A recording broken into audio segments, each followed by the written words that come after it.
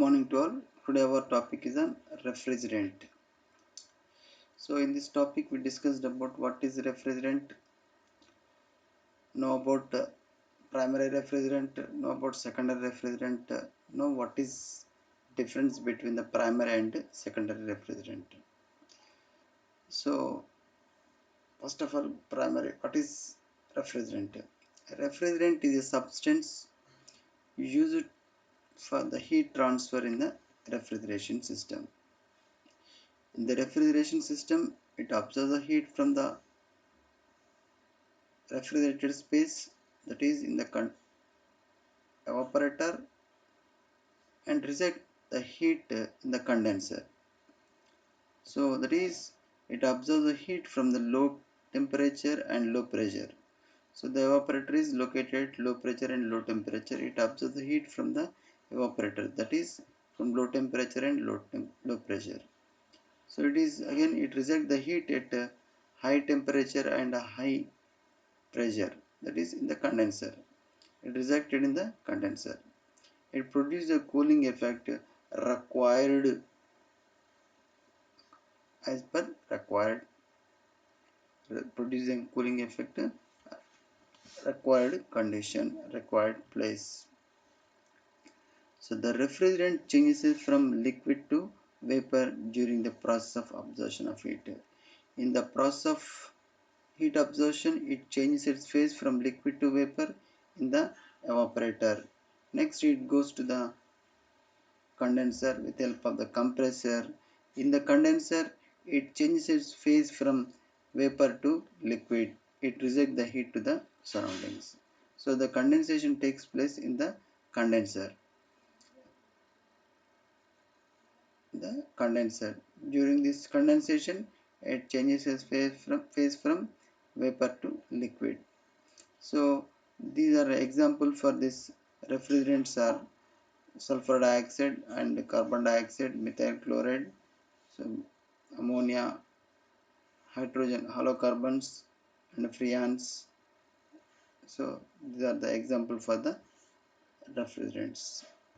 So the classification of refrigerants, the refrigerants may be classified into two types: primary refrigerants and secondary refrigerants.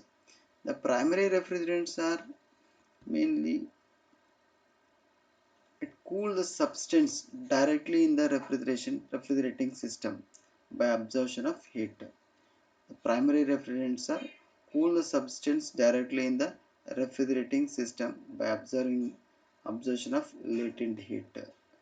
So it is direct part in the refrigeration system. So the refrigerant, it evaporates while absorption of heat from refrigerated space in the evaporator and goes to the condenser. There it rejects the heat of the surroundings in case of the primary refrigerant. So it changes the phase from liquid to vapor, and the evaporator produces the coldness in the refrigerated space. These refrigerants are mostly used in vapor compression refrigeration system. So example for the primary refrigerants is ammonia, carbon dioxide, sulfur dioxide, and methyl chloride, aqua ammonia. So the classification of the primary refrigerants are the hollow carbon compounds, azeotrophs, hydrocarbons, inorganic compounds, and oxygen compounds. So the hollow carbon compounds are mainly it contains one or more halogens, that is it contains the chlorine and fluorine bromine. It possesses chlorine fluorine bromine. The mostly used refrigerants. So these are also called as CFC refrigerants. They are also called as CFC refrigerants. So these are all generally called in the name of Freon 12, trade name of Freons, Freon 12, Freon 22. The refrigerants are available in the market in the name of Freon, isotopes, and Aeroton. Azeotrophs. The azeotrope is a mixture of the different refrigerants, that is the freon mixtures. So it is evaporate and condenses as a single substance. For example, the R500 is the azeotrope. It is a mixture of R12 and R152. The R12 percentage is 26.2 or 152 percent is 73.8 percentage. So this is azeotrope. The hydrocarbons, they possess satisfactory thermodynamic properties. They possess satisfactory thermodynamic properties. They are used in petroleum and petrochemical industries. These are highly flammable and explosive in nature. These are highly flammable and explosive in nature. That is methane, hydrocarbon refrigerants, that is methane, ethane and propane. Inorganic compounds, they possess excellent thermodynamic and physical properties. Inorganic compounds are excellent thermodynamic and physical properties. Those are ammonia, water and carbon dioxide, carbon monoxide. R717, 718, 744, 764 inorganic compounds. These refrigerants are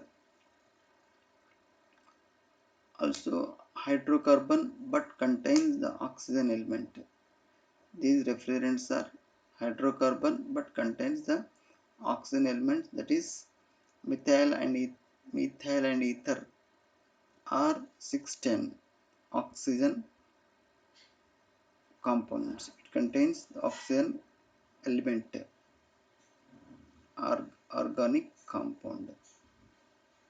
Next one is secondary refrigerant. The secondary refrigerant will cool the substance by absorbing the sensible heat. The secondary refrigerant is cooled by the substance by absorbing the sensible heat. Next it is cooled by the primary refrigerant. The secondary refrigerant not direct part in the refrigeration system. First it is cooled by the primary refrigerant, then it goes to the refrigerated space, absorb the sensible heat. Next comes and cooled by the primary refrigerant. There is no expansion, compression takes place by the secondary refrigerant. There is no expansion and compression takes place in the refrigeration system for this secondary refrigerant. It is not direct part in the refrigeration system. Just it is cooled by the primary refrigerant and goes to the refrigerator space, absorbs the heat from that place, and again it comes to the and cooled by the primary refrigerant. In case of the primary refrigerant, it is evaporated, absorption of heat in the evaporator and changes its phase from liquid to vapor, then goes to the condenser. The condenser rejects the heat to the surrounding, changes its phase from vapor to liquid and comes to the evaporator. But in the secondary refrigerant, not like, it is cooled by the primary refrigerant. So example is water and brine solution. So water freezes at 0 degree centigrade. If the temperature of the refrigerant space is to be maintained above the 0 degree, then water only used as a secondary refrigerant. But brine, when the salt dissolves in the water, the solution is called as a brine. The freezing temperature of the brine is below 0 degree centigrade, lower than that of the water. Freezing temperature of the brine is below the 0 degree. The salt concentration increases, the freezing temperature decreases. The concentration increases, freezing temperature decreases. Example, sodium chloride freezes at minus 21. But is add the calcium chloride freezes at minus 55 degree centigrade. What is the advantage for secondary refrigerants? The large area can be cooled by varying quantity of flow the secondary refrigerant. The specific volume of the refrigerant is less. The smaller pipes is sufficient. The leakage tendency of the refrigerant, secondary refrigerant is less. The handling and controlling of secondary refrigerant is very easy. So main requirements of the refrigerants is the low boiling point, high critical temperature, high latent heat of vaporization, low specific heat of liquid, low specific volume of vapor, non-corrosive to the metal, non-flammable and non-explosive, safe and toxic, low cost, easy to condense at moderate pressure and temperature, easy to detect leak either by the odor or indicator, ability to operate the above atmospheric pressure, mix well with oil, ideal refrigerant.